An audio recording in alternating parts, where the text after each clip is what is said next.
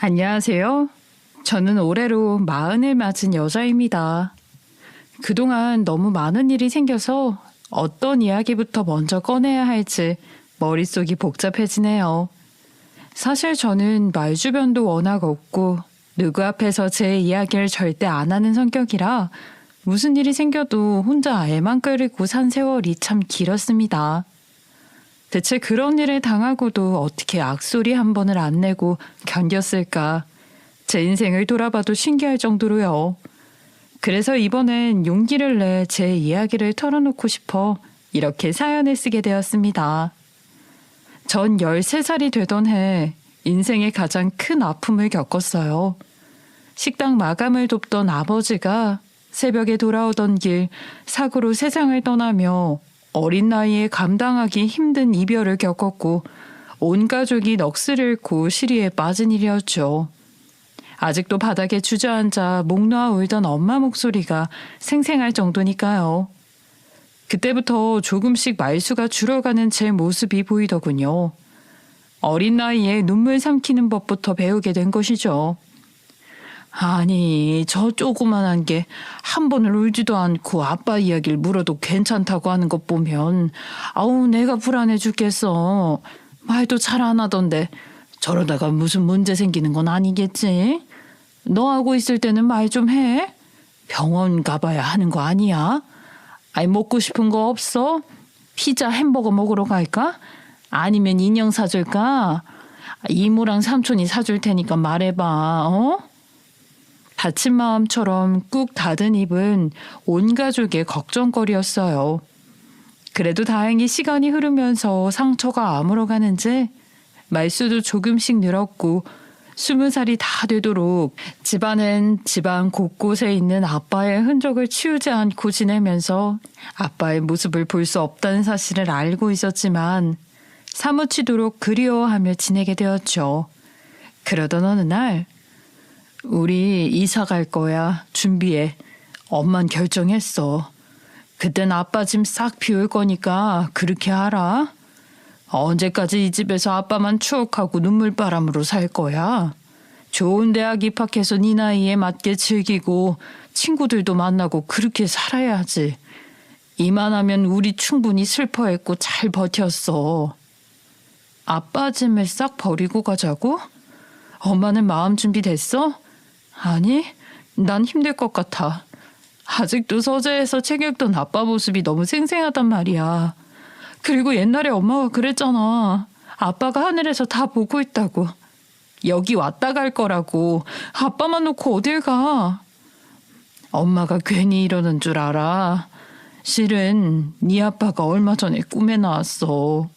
엄마한테 제발 이렇게 둘이 살지 말라고 부탁하고 가더라. 아빠가? 엄마 꿈에 나왔어? 뭐라고 했는데 무슨 부탁을 해? 우릴 보고 있으면 너무 슬프대. 우리들이 이러고 사는 게 미안하고 싫대. 우리 그 흔한 통닭 한 번 사 먹은 적이 있니? 아빠 생각나서 못 먹고 엄마도 늦은 시간에 식당 마감 부탁한 게 죄스러워서 친할머니 얼굴도 5년을 못 보고 살았잖아. 근데 네 아빠가 제발 그러지 말래. 편하고 좋다고 행복한 우리가 보고 싶대. 정말이야? 우리 보면 아빠가 슬프대? 이제 행복해지자. 아빠 소원이라잖아. 엄마도 노력할 거니까 너도 좋은 사람 만나고 친구들하고도 어울리고 놀다고 그래. 너무 일찍 철든 너 볼 때마다 마음 아파 죽겠어. 그리고 제발 입 꾹 닫고 있지 말고 뭐든지 엄마한테 말해도 괜찮아. 우리 둘밖에 없잖아. 그 꿈 이야기를 듣자마자 엄마와 전 부둥켜 안고 눈물을 흘렸어요. 생각해보니 하늘에서 우리를 보던 아빠에겐 웃음소리 한 번 들리지 않는 집이 돼버린 게 아빠 탓 같아서 더욱 미안한 마음이지 않았을까? 엄마와 내가 행복해질 생각을 여태 못했다는 생각이 든 거죠. 그땐 우리가 행복해지는 게 아빠에게 미안한 일이라 생각했거든요. 꿈에서까지 나와 간곡하게 말했던 아빠 부탁에 엄마와 저는 마음을 바꾸게 됐어요. 엄마도 엄마 나름의 삶을, 전 20대의 나이에 걸맞은 삶을 살기 시작했어요.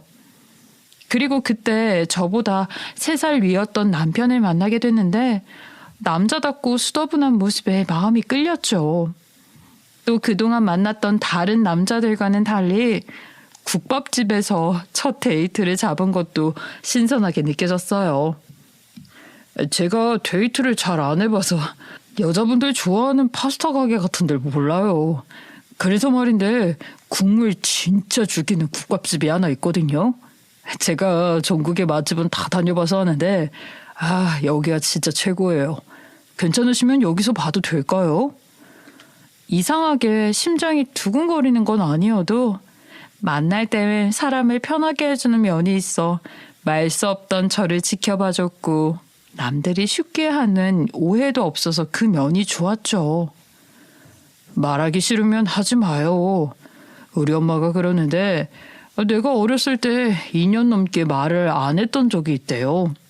신기하게 그땐 되게 충격적이었던 일이었던 것 같은데 지금은 생각도 잘 안 나요. 희한하죠? 그래서 말 수 없는 사람들한테 자꾸 말해보라 하는 게 얼마나 큰 스트레스인지 알아요. 나 하고 있을 때는 괜히 애쓰지 마요. 내가 말하면 되니까. 정말요? 너무 밝으셔서 그런 일이 있었을 거라고는 생각도 못했어요. 제 성격인지는 모르겠는데 아빠가 갑자기 떠난 뒤부터는 말이 안 하고 싶더라고요. 사람들이 괜찮냐고 묻는 것도 싫고. 그런데 아빠 이야기를 가만히 듣던 남편도 무슨 생각에 잠긴 듯 초점을 잃은 슬픈 얼굴로 이런 이야기를 털어놓았죠. 나도 고백하자면 동생이 하나 있었어요. 지금은 외동이지만. 동생이 있었다고요? 언제요? 어릴 때 동생하고 같이 그림 그리고 여행 갔던 기억이 어렴풋이 나긴 하는데 몰랐어요. 가족들도 내가 어리다고 그 이야기를 일부러 꺼내질 않았으니까 커서 안 거예요. 이상하게 아빠가 혼자 보는 앨범이 있는데 거기 보니 동생이 있더라고요. 아니 어떻게 그런 일이... 부모님 2분이 얼마나 힘들었을까요? 자식 먼저 보내는 부모님 마음이 오죽했을까. 아니 그것보다 너무 힘들었겠어요. 동생 목까지 잘 살아야 하는 마음이. 가슴에 묻는다고 하잖아요. 우리 아빠는 아직도 내 동생 또래 애들 지나가는 거 보면 먹먹해지는지 잘 못 보더라고요. 어릴 때 어디 갔다가 잃어버려서 그렇게 됐다고 하는데 그때 거기에 간 게 본인 탓이라고 생각하거든요. 그게 제일 속상하죠. 그래서 모르는 사람한테 오해받기도 해요. 무슨 오해요? 아직도 마마보이네. 아빠 아니면 아무것도 못하는 바보다. 그런 소리죠. 동생 때문인지 부모님이 항상 저를 좀 끼고 다녔던 게 있거든요. 눈에 안 보이면 불안한 것도 심했고 그래서 취업도 다른 데 생각 안 하고 아빠 회사로 가려고요. 남들은 어떻게 보일지 몰라도 전 그냥 엄마 아빠가 불안하지 않았으면 좋겠어요. 그 말을 들으니 우리 가족이 아빠가 돌아가셨을 때 서로 자기 잘못이라고 탓했던 일이 겹쳐 보이면서 감정이 복받쳤어요. 저는 그 선택 존중해요. 우리 아빠 꿈에 나온 이야기 해줄까요? 나도 엄마랑 둘이 행복할 자격도 없다고 생각하면서 살았는데 하늘에서 보고 있던 아빠가 슬프다고 그러지 말라고 했대요. 그래서 그때부터 생각을 바꿨어요. 아마 동생도 그런 마음이지 않을까요? 저 우는 거 절대 아니에요. 국밥이 뜨거워서 땀이 나서 닦는 것 뿐이에요. 콧물까지 나오는 것 같네. 첫 데이트에 죄송해요. 아니에요. 울고 싶으면 펑펑 울어도 돼요. 그동안 저 대신해서 얘기도 많이 해주셨잖아요. 오늘은 제가 위로해 줄게요. 그날 이후 같은 아픔을 알게 돼서인지 우린 급속도로 가까워졌고 말 수 없던 저는 남편 앞에서 수다쟁이가 되기도 했어요. 누구보다 가족들을 애틋하게 여기는 우리 마음이 비슷해서인지 결혼에 대한 확신이 섰습니다. 그리고 처음 시부모님께 인사를 갖죠. 멀리서부터 눈을 떼지 못하고 보던 시아버지의 표정이 아직도 잊히지가 않아요. 저를 보면서 이런 말을 했거든요. 아유, 어쩜 이렇게 우리 딸하고 닮았을까? 신기해서 눈을 못 떼겠네. 우리 애가 걸어오는 것 같아서. 미안해요. 괜한 말을 안 해, 초면에. 노인의 주책이라고 생각하고 이해해줘요. 아니에요. 저도 저희 아버지하고 인상이 너무 닮아서 저도 놀라는걸요. 아빠 없는 지 너무 한참이라 그런지 모르겠는데 아버님이라고 부르는 것도 감회가 새롭고 좋아요. 그러니까 편하게 대해주세요. 내가 사진 보고도 딸 같다고 생각했는데 이 녀석이 그러면 분명 부담스러워한다고 절대 안 보여주는 거예요. 빨리 보고 싶었는데 이제야 만났네요. 진작 인사를 드렸어야 하는데 죄송해요. 저희 둘 다 그런 부분에 신중한 성격이라 정식으로 인사드리는 게 더 좋겠다고 생각했거든요. 취업하고 떳떳하게 찾아뵙고 싶었어요. 기특해라. 요즘 이런 생각하는 젊은 사람이 있나? 똑부러지고 현명한 아가씨구나 했어요. 난 몸만 와서 내 사업 같이 해도 되겠다고 했는데 절대 그걸 받아들일 사람이 아니라고 하더라고. 능력을 갖추고 오면 몰라도 아직은 아무것도 모르는데요. 제가 사회에서 실력도 쌓고 나중에 도움될 수 있는 사람이 되면 그때 말씀해 주세요. 그땐 꼭 아버님 사업 돕겠습니다. 어머님께 내가 인사 잘 드려야겠네. 좋은 며느리를 우리 집에 보내줘서 제대로 인사 올려야겠어. 만나고 보니까 우리 아들 자랑할 게 없어 크게 걱정이야. 당신은 참 순진하다, 순진해. 말이 좋아 취직하고 정식으로 인사하겠다고 한 거지. 솔직히 이 아가씨도 뒤로 이런저런 남자 만나보고 결혼까지 가도 괜찮은지 재고 있었던 거지 무슨. 당신 사업 아니었으면 우리 집에 올 생각했겠어요? 왜 내 말이 틀려? 찬물을 끼얹는 시어머니의 말에 풀려가던 분위기는 다시 얼어붙었어요. 겨우 시아버지 눈치에 함께 식탁에 앉아 밥을 먹는데 자리에 앉자마자 시아버지가 울컥한 표정을 짓는 겁니다. 자 앉아요 얼른. 우리 이 그림이 얼마만이지? 35년도 더 됐나? 다시 이렇게 온 가족이 함께 앉아서 밥 먹을 날이 오게 될 줄은 몰랐네. 안 되겠다. 슬픈 게 아니고 정말 기분 좋은 거니까 내가 아끼던 술 한 병 꺼내야겠다. 아들, 30년 산으로 갖고 와. 아빠가 오늘 딴다.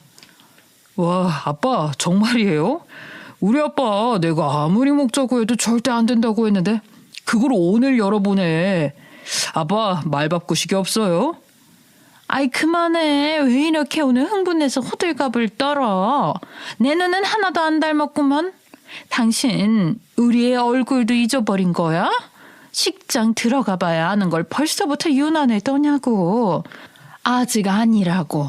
정신 차려. 시간 올렸잖아. 순간 시어머니의 날선 한마디를 들으니 정신이 깨더군요. 말은 바로 해요. 우리 애가 얼마나 예뻤는지 몰라요? 저 사람이 칭찬해준답시고 그러는 것 같은데 내 눈엔 완전 다른 얼굴이야. 그러니까 괜히 딸이니 하는 소리 하지 마. 내 딸은 하나야. 사실 세상 떠난 지 30년도 더 된 아가씨와 제가 닮았다고 하는 그 말을 이상하게 받아들이지 않았던 이유가 저도 시아버지에게서 아빠의 모습을 봤기 때문이죠. 그 사이에 있던 시어머니의 불편한 마음이 커가고 있다는 걸 그래서 더 눈치채지 못했던 것 같아요.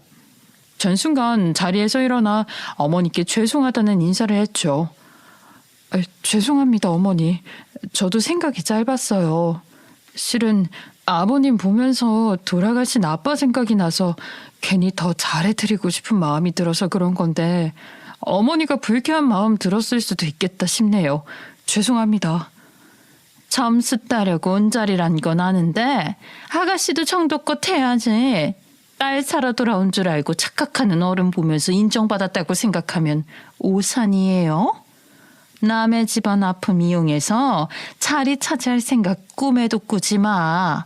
미안한데 아가씨짓 내 눈엔 그 빤한 수가 다 보이거든. 누굴 속이려고 들어? 어머니, 그건 오해예요. 정말 그런 뜻은 아니었습니다.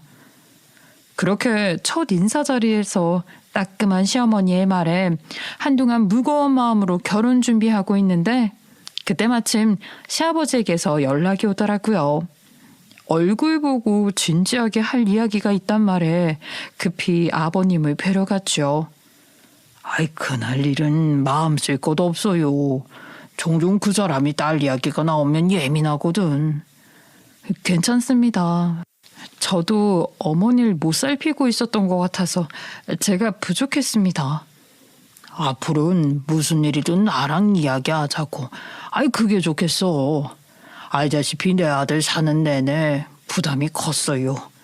외동도 아닌데 첫째 역할에 떠난 동생 몫까지 더 잘해내라고 열심히 살았는데 걔가 하고 싶은 일을 잘 알면서도 그동안 내가 좀 모른 척했어. 날 하나 잃고 나니 그때부터 두려움이 들더라고. 옆에 끼고 봐야겠다 싶고. 아이, 다 내 욕심이었지. 그 마음 이해해요. 엄마랑 저도 서로 그렇게 지냈거든요. 소중한 가족을 잃어보면 불안해지는 마음 드는 건 당연한 것 같아요. 그래서 믿을 만한 며느리도 생겼고 진짜 독립이 필요한 때가 온 것 같아서 본인이 하고 싶어 하던 일을 도와줄까 하는데 10년 넘게 아빠 회사에서 사람들 눈치 보면서 싫은 소리 한 번을 못하고 견뎠거든. 사장 아들이라서 편하게 산다는 소리 듣기 싫었을 거야. 혹시 아버님 알고 계셨어요? 남편이 식당 운영하고 싶다던 일. 저는 남편이 아버님한텐 일부러 이야기 안 했다고 해서 모르고 계신 줄 알았어요. 그럼 내 아들인데 알지. 알아도 모른 척 했던 거지. 일하느라 피곤하다는 애가 전국으로 맛집 찾아다니는 게 이상해서 보니까 그쪽이 꿈에 있었더라고. 꿈 한번 못 펼치게 족쇄를 채우고 지냈는데 이번에는 애비 노릇 한번 제대로 해보게. 우리 며느리가 날 좀 도와줘. 당연하죠. 뭐든지 다 도울게요. 실은 첫 데이트 때 국밥집에서 만나자고 했던 사람인데 그때 이야기 들어보니 안 다녀본 곳이 없더라고요. 오랜 꿈을 이루게 해주신 거예요. 큰 결정해주셔서 제가 더 감사해요. 그 사람 좋아할 거 생각하니까 제가 다 떨리는데요. 네가 우리 집안에 와줘서 이런 결정도 할 수 있었지. 정말 큰 복덩이가 와준 거야. 아이, 고마워. 그 녀석이 부모 품에서만 커서 부족한 게 많을 텐데 자립심 강한 우리 며느리가 와서 감사하지. 그 창업 비용은 내가 준비할 테니까 둘이 가게도 알아보고 준비해봐. 아들이 눈에서 멀어지는 게 사는 내내 불안했던 아버님은 늘 아들을 곁에 두고 있었지만 긴 고민 끝에 남편의 꿈을 지지하기로 결심한 것이었죠. 오래 접어뒀던 남편 꿈이 이루어지는 것을 볼 생각을 하니 제가 더 감격스러워서 인사를 하게 되더라고요. 이 이야기를 나중에 한 남편은 눈물까지 보이더니 받아도 되는지 망설이는 눈치였는데 오래 생각했다는 아버님 이야기를 전하면서 마다할 이유가 없다고 했어요. 벅차오른 남편의 표정이 모든 걸 말해주는 듯했죠. 아니, 아빠가 모를 줄 알았는데 이 많은 돈을 창업비라고 주셨던 거야? 당신하고 결혼하면서 아빠가 날 더 믿어준다고 생각했는데 솔직히 실감이 안 나. 한 번만 꼬집어 줄래? 아버님한테 꼭 보여드려. 당신 성공하는 모습. 얼마나 오래 꿈꿔온 일이었어. 아버님 회사에만 둔 게 가슴 아프셨나 봐. 그리고 식당 경력만 20년 넘는 우리 엄마랑 나도 당신 지원군이니까 걱정할 거 없어. 겁내지 말고 아버님 주신 기회 잘 쓰자 우리도. 내가 그러니 생각만 해도 너무 행복하다. 나 오늘부터 밥 안 먹어도 배부를 것 같은데.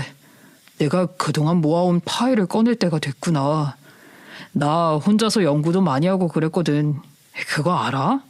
나 이미 가게 이름도 다 지어놨다? 정말? 이미 다 됐네. 당신 노력 나도 알지. 맛있는 집 찾아다녔던 것도 그렇고. 그러니까 우리 아버님한테 은혜 갚을 수 있게 잘해보자. 나는 당신이 한 결정이라면 무조건 믿고 따를 거야. 아, 우리 선배님이 가까이 계셨네. 장모님한테 특훈도 받아야겠다. 그래도 이 분야에선 선배님이시잖아. 나 내일부터 장모님 가게로 퇴근하고 가겠어. 한서방 눈이 이렇게 반짝거리는 걸 내가 처음 본다. 아예 아저애처럼 신이 나더라. 피곤하지 않냐고 해도 새벽부터 찾아와서 식당 일 돕고 아주 싹싹해. 보니까 뭐든 해도 잘하겠어. 요리 자격증까지 다 따놨던데 어지간히 하고 싶었던 모양이야. 네가 잘 도와줘라. 그때만 해도 행복만이 우리 앞에 있을 거라고 생각했어요. 그런데 그때부터 시어머니가 이상한 증세를 보이며 불안 상태가 시작됐어요. 과호흡이 오거나 쓰러지는 일이 종종 생겼는데 결혼으로 아들을 뺏긴 것 같은 심정도 괴로웠는데 아버님 사업까지 놓고 독립해 나간다니 더 심한 충격을 받았던 겁니다. 그러더니 남편이 눈에 안 보이면 안절부절 못하면서 나중엔 전화로 이런 말까지 하더라고요. 어디야? 어디냐고? 지금 어딘 줄 알아? 높은 다리에 와 있는데 엄마 여기서 그냥 뛰어내리고 싶어. 너 얼굴 안 보니까 너무 힘들어. 지금 어딨어? 어디 있냐고? 안 오면 나 어떻게 될지 몰라? 걔 말고 네가 와 네가. 그러기에 왜 멀쩡한 아빠 회사를 박차고 나와. 나 저 세상 가고 싶다. 내가 왜 사나 싶다. 어제 TV 보니까 주방에서 풀라고 칼에 손 베이고 다치는 일 많던데 왜 그런 위험한 일을 해? 너는 장가 가고 나니까 엄마가 보이지도 않지? 엄마가 네 걱정하느라고 밥도 못 먹고 죽어도 눈 깜짝 안 할 거야. 피 말려 죽는 거 보고 싶어? 어머님, 조금만 계세요. 제가 바로 갈게요. 나 아무렇지도 않아. 왜? 네가 와서 뭘 해결해 준다고 왔어? 의사라도 돼? 아이 그냥 가. 나는 내 아들 보고 싶다고 했지? 너 오라고 한 적 없다. 괜히 남의 집 불쑥 찾아오지 마 예의 없게. 그때 남편이 앞치마를 벗고 달려갈 수 없었던 이유가 있었어요. 식당 개업한 지 3개월이 지나면서부터 손님이 무서울 정도로 떨어져 나갔기 때문이죠. 개업만 하면 잘 될 거라고 오래 준비해온 일이기 때문에 자신감 넘치던 남편은 갈수록 예민해진 상태로 끊었던 담배까지 다시 피우기 시작했어요. 대체 뭐가 문제일까? 비싼 것도 아니고 재료도 다 좋은 걸로 쓰는데 난 아무리 생각해도 모르겠어. 어떻게 하루에 2만 원을 벌고 들어가는 날이 다 있냐고. 이대로는 죽어라 이래도 1년 안에 폐업이야. 이 동네에 맛없는 집도 많은데 무슨 문제일까? 그런 소리를 왜 해? 말이 씨가 된다고.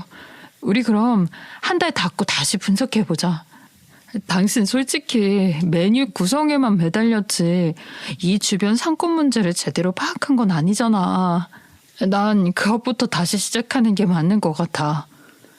이제 아빠 얼굴 어떻게 봐. 아무래도 망한 것 같아. 말리 문 닫는 게 손에 덜 부는 것 아닐까 싶어. 일단 가게 팔고 나면 얼마는 남으니까 그래도. 당신 정말 다 해봤어? 아쉽지 않아? 평생 꿈이었잖아. 고작 몇 개월 해보고 망했으니 문 닫고 손 털면 되는 거야? 우리 해보는 데까진 해봐야지. 이런 쪽 전문가가 왜 있겠어? 수단과 방법 가리지 말고 도움받아서 제대로 해보자. 한다고 달라질 수 있을까? 점점 자신이 없어져. 아빠 돈만 날릴 것 같다고. 난 여보, 우리가 정말 다 해봤다고 생각할 때 포기했으면 좋겠어. 이대로 주저앉을 수는 없잖아. 아버님도 해보는 데까진 해보는 걸 원하실 거야. 당신이 더 잘 알잖아. 우리 가게를 몰래 찾아와서 상황을 보던 시아버지도 걱정이 큰 눈치였지만 혹시 남편의 일에 또 간섭하고 품 안에 두는 일이 될까 싶었는지 조심스러워 보였어요. 전 그걸 눈치채고 아버님께도 미리 이 상황을 잘 설명했죠. 아버님, 잠시 가게 문 닫고 재정비할 거예요. 몰래 찾아오시는 것도 다 아는데 혹시 문 닫힌 것 보고 놀라실까 봐요. 이 시간 허투루 쓰는 거 아니니까 걱정하지 마세요. 조금만 믿고 기다려주세요. 고맙다. 걔가 무너져도 너처럼 강한 사람이 옆에 있으니 일어설 수 있을 것 같다. 좀 나약한 구석이 있거든 그놈이. 기왕 준비하는 거 더 잘하라고 얼마 보냈다. 어른이 주는 돈 거절하는 거 아니니까 받아. 난 기다릴 테니까 괜히 내 눈치 보느라고 마음 급하게 먹을 것도 없고. 나한텐 항상 자랑스러운 아들이랑 며느리란 거 잊지 마라. 이때마다 묵묵히 날 바라봐주던 아빠 생각이 나서 울컥한 마음이 들었죠. 그런 시아버지의 배려와 따뜻한 마음에 기운이 나선지 남편도 저도 더 잘해내고 싶은 욕심이 들었어요. 그리고 남편은 전문 컨설팅을 받으며 전국을 혼자 다니기 시작했죠. 그래도 전과 달리 의욕에 찬 목소리를 들으니 안도가 됐어요. 당신 말이 맞았어. 시작 전에 음식만 생각할 게 아니었는데 여기 와서 보니까 어떤 손님이 오는지 아는 게 중요하더라. 정말 밑바닥부터 하나하나 배우고 있어. 현장 다니면서 보니까 이제야 진짜 배우는 것 같아. 당신한테 너무 약한 모습 보여서 미안해. 올라가서는 마음 잡고 정말 잘해볼게.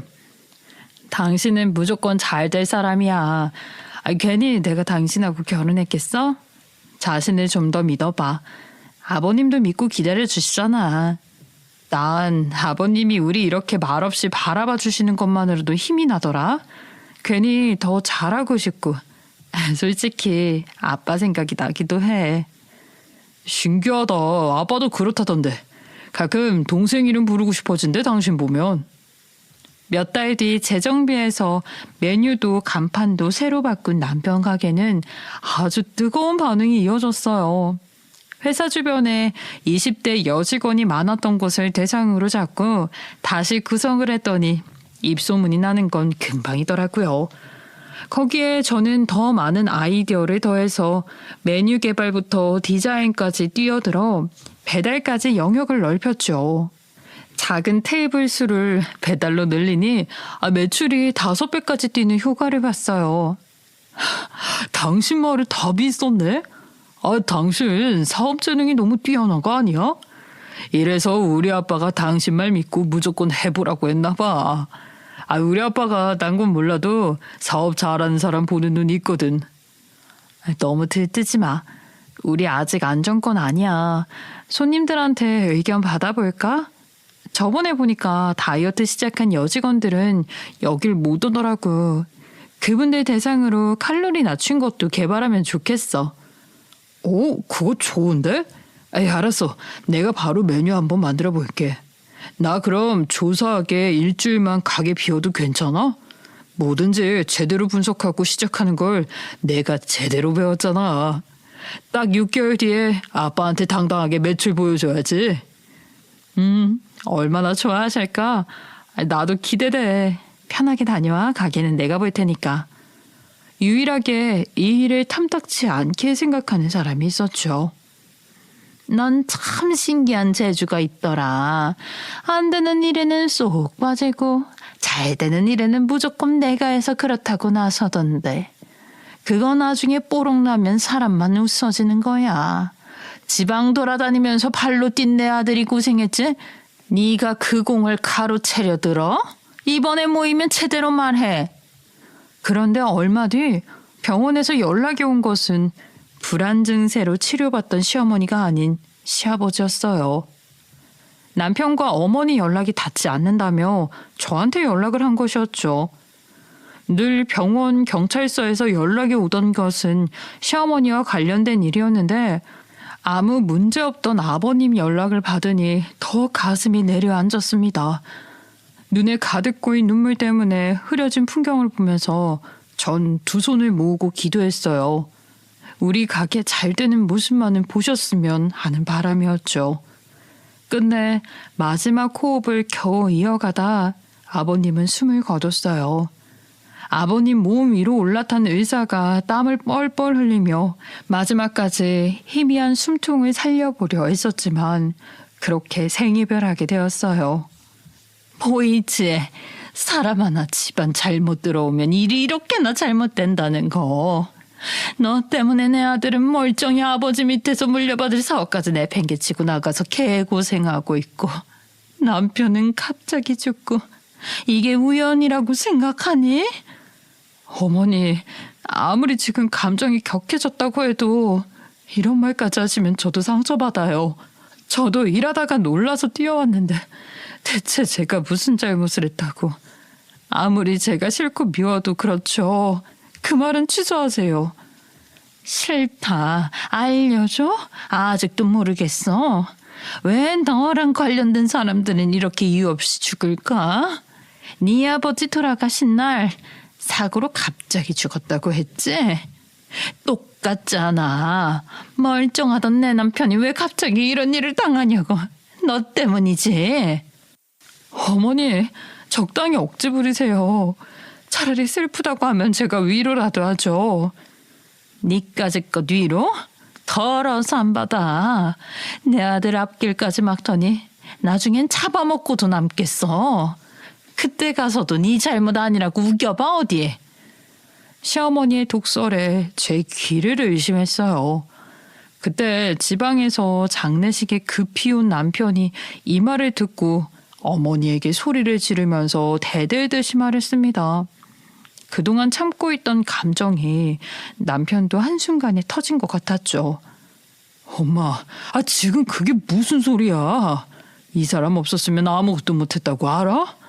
허구한 날 저 세상 가고 싶다, 뛰어내리고 싶다 하면서 몇백 통씩 사람 미치게 전화 건 사람이 누군데 엄마가 어떻게 이런 소리를 해? 너 엄마한테 어디 그런 말을 하니? 남편 잃고 불안 증세까지 있는 나한테 아무리 네 아내한테 단단히 씌워도 그렇지 이 많은 사람 와 있는 장례식장에서 네 아버지 보고 있는 곳에서 그런 소리를 하냐고. 엄마가 괜히 이러는 줄 알아? 괜히 이러는 게 아니면 무슨 이유라도 있다는 거야. 네 아버지랑 얘랑 뒤에서 작당해서 꾸민 짓이 너무 많아서 그래. 너 재정비 한답시고 가게문 닫고 있을 때 네 아버지가 계속 제가 해보고 싶다고 우겨서 30년 넘게 몸담은 사업에서 돈 한 푼이 안 남았다고. 내가 이걸 보고도 며느리 앞에서 좋은 소리가 나오겠냐? 정말이야 당신? 나 모르게 아빠한테 돈 받았어? 받았냐고. 갑자기 눈물을 훔친 남편은 의심 어린 눈으로 절 보기 시작했어요. 시아버지가 필요한 데 쓰라며 보낸 몇백만 원이 사업 자금을 전부 갖다 쓴 걸로 보이니 제 심정도 참담했죠. 그래, 받았는데 당신 컨설팅 비용 맡기는데 썼어. 어머니, 아버님이 어른 주는 돈 거절하지 말라면서 재정비 잘하라고 보내주신 돈인데 그 몇백이 사업 자금 전부를 갖다 쓴 건 아니잖아요. 왜 오해할 말을 만드세요? 내가 그걸 어떻게 믿어? 나한테 상의도 없이 보낸 돈이 얼만지 어떻게 믿냐고. 현금으로 받았는지 뒤로 받았는지 알 바야? 너한테 말 안 꺼낸 것만 봐도 알겠지. 난 쟤한테 믿음이 없어. 살살거리기만 잘하지? 그런데 그 뒤부터 남편은 시어머니와 지내더니 슬슬 연락을 피하더라고요. 차라리 언성이라도 높여 싸우기라도 하면 오해를 풀 수 있었을 텐데 연락도 닿지 않는 상황을 보며 답답하기 그지없었죠. 참다 못해 가게를 가자 갑자기 시어머니가 뛰쳐나오면서 저를 쫓아내기 시작했어요. 뭐야 너? 뻔뻔스럽게 여기가 어디라고 함부로 와? 아니다. 잘 왔어 오늘. 내가 안 그래도 너한테 받을 게 있었거든. 뭐해 사인해. 그동안 알랑방귀 끼면서 내 남편 돈 빼먹었으면 됐지. 더 빨아먹을 게 필요해? 죽 써서 개줄 일 있니? 좋은 말로 할 때 도장 찍어라. 이 가게에 네 지분 하나도 없었어 원래부터. 이혼이든 뭐든 마지막으로 이야기는 하고 끝내야죠. 전 억울해 죽겠는데 어머닌 제가 아버님 돈 뜯어내서 꿀꺽한 걸로 취급하는데 아니에요. 아니라고요. 아니? 장사 망칠 일 있어? 이 앞에서 시끄럽게 떠들고 난리야. 그리고 당신 더러운 꼴 보이기 전에 그냥 이혼해. 내가 심심해 보이길래 의견 들어줬던 것뿐이지. 나도 원래 생각 다 했던 거야. 왜 남의 밥그릇에 자꾸 수저를 얹으려고 해? 당신 몰라서 그래? 내가 이 가게 잘 되게 하려고 애썼던 거 당신은 알잖아. 우리 같이 아버님한테 매출 보여주자고 약속했던 것도 다 잊었어? 내가 아버님께 받은 통장 내역이랑 다 보여줄 수 있어. 오해는 풀고 싶다고. 왜 이렇게 질척대니? 아무리 네가 가게 매출 보고 눈 돌아서 같이 운영하고 싶다고 해도 이미 늦었어. 어차피 아빠 재산 때문에 한 거잖아. 뭐라고? 내가 아버님 재산이 탐났으면 나와서 이렇게 했겠어. 아버님 사업 같이 하면서 어떻게든 머리 굴렸겠지. 당신까지 어머니 말에 속아서 왜 이러는데. 내가 무슨 대가를 바란 것 아니었다는 거 알잖아. 아버님한테 어떤 마음이었는지도. 우는 거야? 눈물 연기? 별걸 다 하네 이제. 너 지금 꼴 봐. 푸석푸석한 얼굴에. 아니다. 돈독이 올라서 덕지덕지 붙은 건가? 흉해서 못 봐주겠어. 새삼스럽게 하루 이틀이니? 염치 없이 빌붙는 게 얘 특기인데. 상대하지 마. 우리 사장님은 얼른 준비하세요. 쓰레기는 엄마가 치우고 들어갈게. 어느새 남편은 시모 등 뒤에 숨어 어린아이가 돼 있더군요. 철딱서니가 없는 인간인 줄은 알았지만 이렇게까지 한심한 사람인 줄은 몰랐습니다. 이제 제 존재 같은 건 필요가 없다는 듯 쓰레기 취급까지 하더군요. 저는 착잡한 마음에 한없이 걷다 갑자기 시아버지 묘에 한번 들려야겠다는 생각이 들었어요. 장례식장에서 쫓겨나듯 나와서 제대로 보내드리지 못한 게 마음에 걸렸어요. 아버님은 아시죠? 제가 그런 사람 아니라는 것 아버님은 아실 것 같아서. 다른 사람은 아무도 몰라도 되니까 한 사람은 알아줬으면 싶어서 여기까지 왔어요. 장례식장에서 마지막 인사도 못하고. 아버님 너무 감사했어요. 뭔가 잘해보고 싶단 마음이 든 게 너무 오랜만이라서 행복했거든요. 아빠한테 성적표 갖다 주는 마음으로 몇 년 살았어요. 그거 아세요? 순간 그 말을 하면서 서러워서 눈물만 나는데 뒤에서 누군가의 발소리가 들려서 저도 모르게 주춤하면서 눈물을 얼른 훔쳤어요.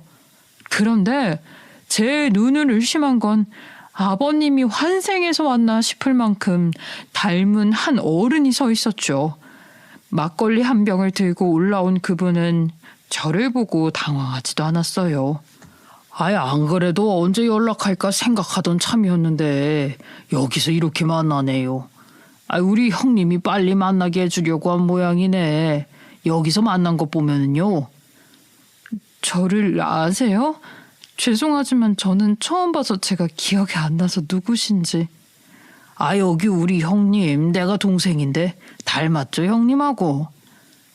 예, 처음 뵙겠습니다. 여태 가족 모임에서 뵌 적이 없어서 몰랐어요 제가. 나에 대해 아무도 몰랐을 거예요. 죽었는지 살았는지. 형수? 그 독한 여자 때문에 우리 형제가 갈라져 살았어요.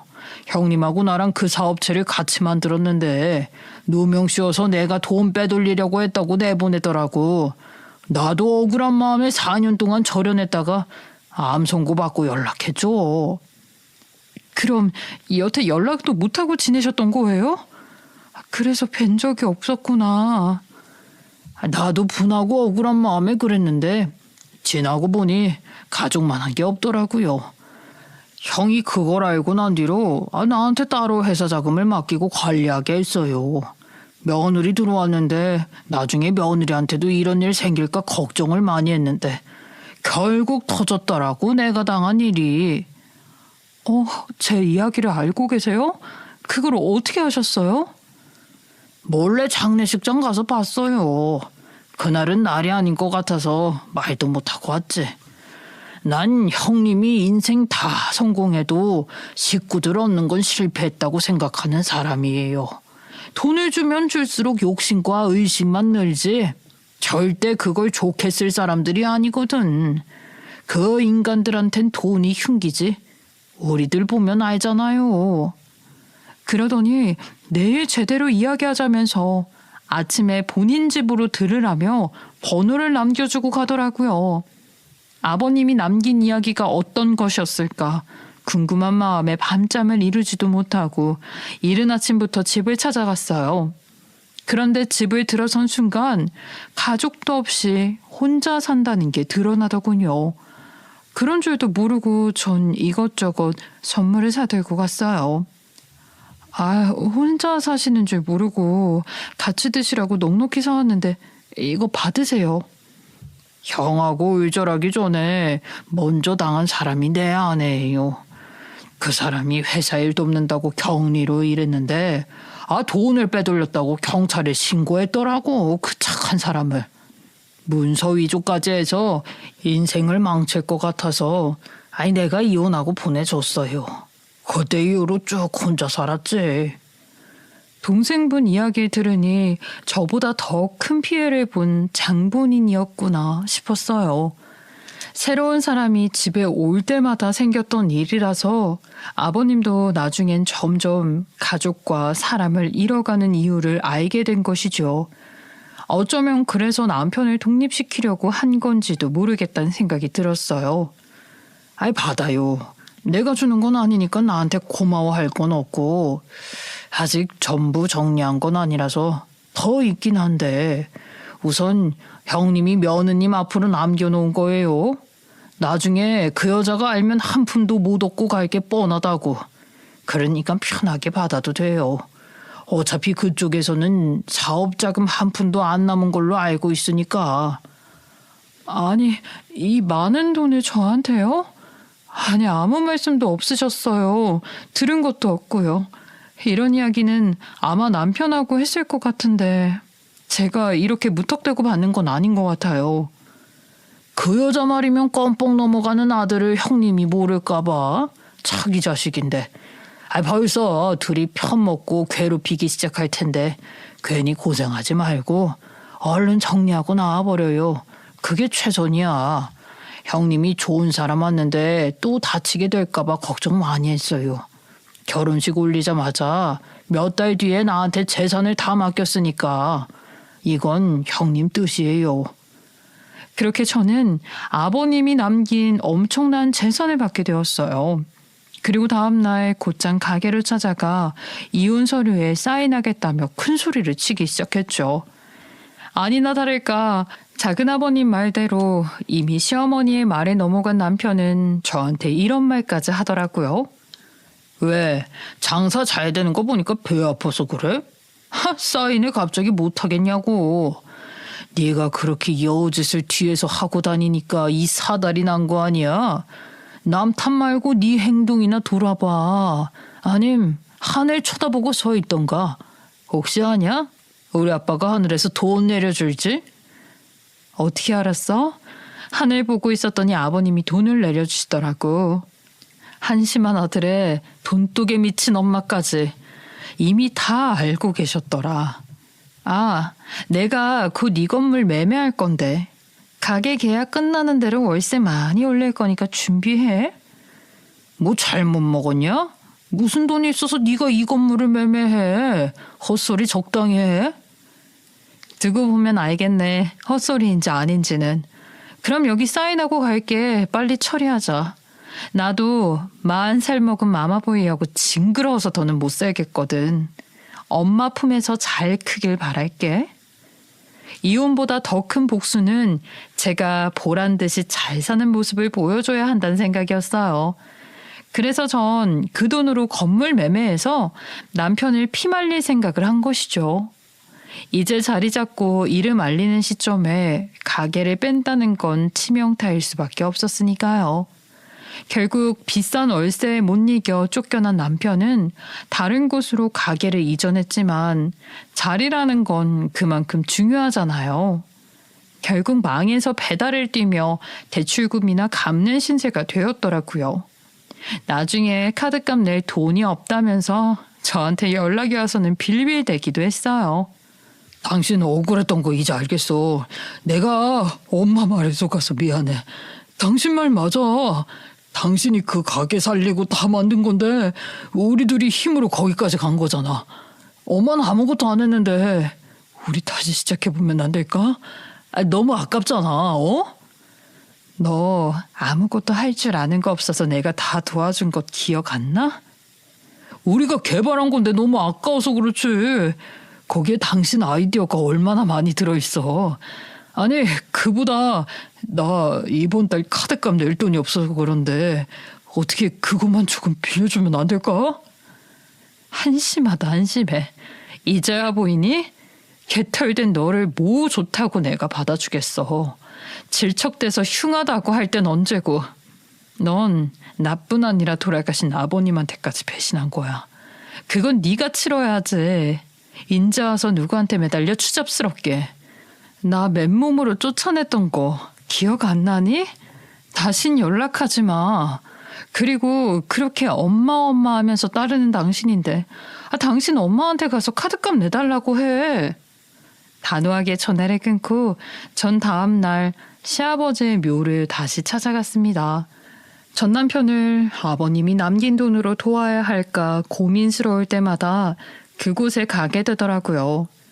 그리고 아버님이 이전 시어머니와 아들 앞으로 돈을 남기지 않았던 선택을 존중하기로 했습니다. 그래도 생각해보면 제 억울한 마음이 좋은 시아버지를 만난 덕분에 풀릴 수 있었다고 생각되네요. 이전 시어머니와 전 남편을 생각하면 아직도 피가 거꾸로 솟지만 아버님을 만난 인연 값이라 생각하면 분하지만은 않은 것 같아요. 아버님이 제게 남겨준 돈은 저 혼자만 쓰려고 하지 않고 어떻게든 제 인생과 다른 사람들의 인생까지 도와줄 수 있는 용도로 써보려고 해요. 작은 재단을 만들어 사회에 도움이 되고자 하는 일을 하려고 합니다. 제 이야기를 들어주신 분들께 감사 인사 전하며 장마로 인해 큰 피해 없으시길 바라며 늘 건강하세요.